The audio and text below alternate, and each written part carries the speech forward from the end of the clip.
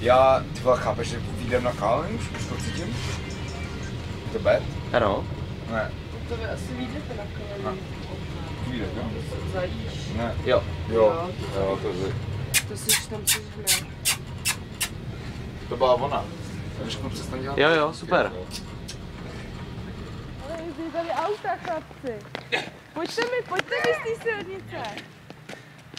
A takový to jenom přijdeš udělat BUM! Na kalhoteme. Jak jsi se mnou chtěl prát?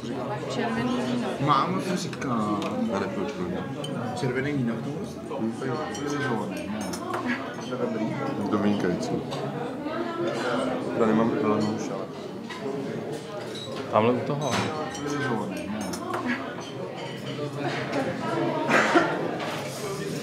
Jste, Ondro.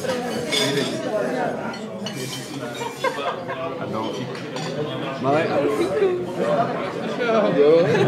Fakt? Jeden příklad jako mě. Jsi se psal s Evanou.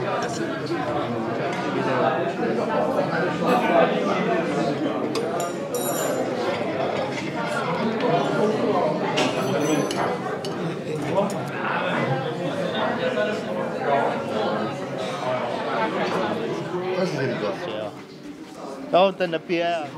A teď ještě jako jak mám Zaměstnáváme jeho 22. Kámo, je to. Na tezíčko. Ty krása. A já chtěl, to jsem říkal, jo, ne. cigára, fakt třeba 3 dny. To je moc. Hajso. Tím dáme nějaké. No, můžu?